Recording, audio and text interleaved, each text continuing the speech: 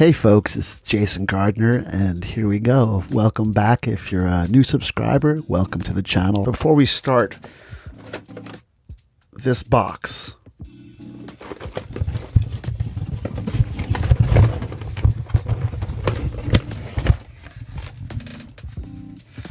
this is just a small sampling of all the cassettes that I have of my own playing from 20 plus years ago.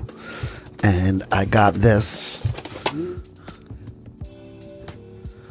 a cassette to USB, and I'm going to be able to get those to my computer and do some live reactions to recordings I have not listened to for many, many, many years. Let me know if that's interesting to you.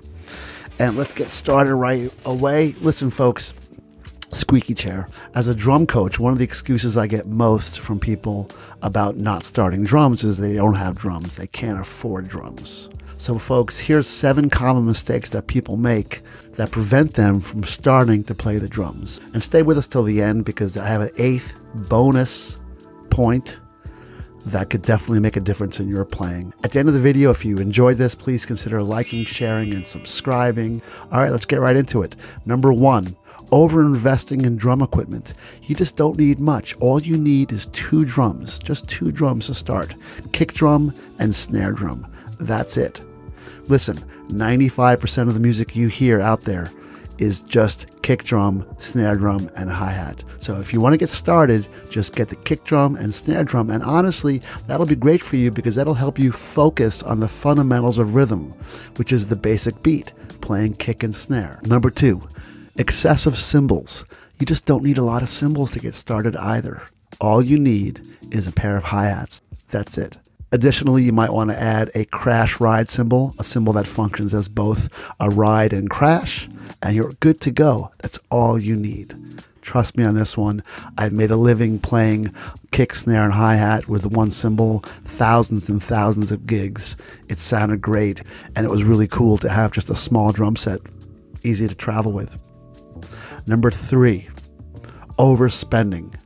You don't have to spend a fortune on this stuff, folks. People say, I don't have the money, I can't afford it. Go to your Facebook, free stuff, and start looking for drums. All you need to get is a kick and a snare, and find some cheap cymbals. Also, OfferUp and Craigslist are also your friends. Number 4, I think more importantly than solid drums is solid hardware. Drums can take a beating, but hardware is what you really need to look for.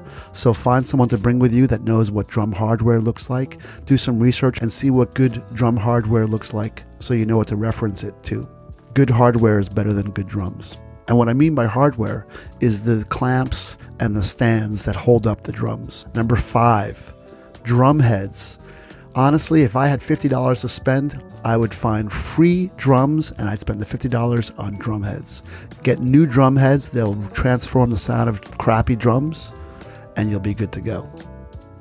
Number 6, neglecting proper tuning. Listen, you could take some garbage drums with some decent heads and tune them up just right, and they sound really good. Plus, different tunings affect the way your stick hits the drum and the way it feels. So tunings are really important. You can get a lot out of just learning how to tune your drums. There's plenty of videos on how to do that, of course. And number 7, complexity over simplicity. Is a great Steve Gadd quote. He says, simplicity is a bitch. Having a small kit, a simple kit, allows you to play simply. It allows you to focus in once again on the fundamentals, the beat, playing in time, getting a really good time feel. Check out someone like Nate Smith, how he gets the most out of 2 drums. I even did a reaction video of him, which I'll post right there.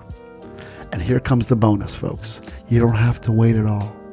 Go out and grab a pair of drumsticks, tree logs, and start playing. Get a practice pad, use your pillow. And another really cool thing that you could do is grab a bucket, like one of those big kitchen catering buckets that they use at Chinese restaurants. Find a bucket, look up 1 bucket drumming on YouTube tutorials, and learn how to do 1 bucket drumming. you're good to go. You'll start playing rhythms, you'll start exercising, time, feel, you'll start to move your hands, you'll start to get used to independence, and you'll be playing drums, and that's the most important thing. You want to get started right away. So if you found these tips helpful, please consider liking, sharing, and subscribing. Have a great day.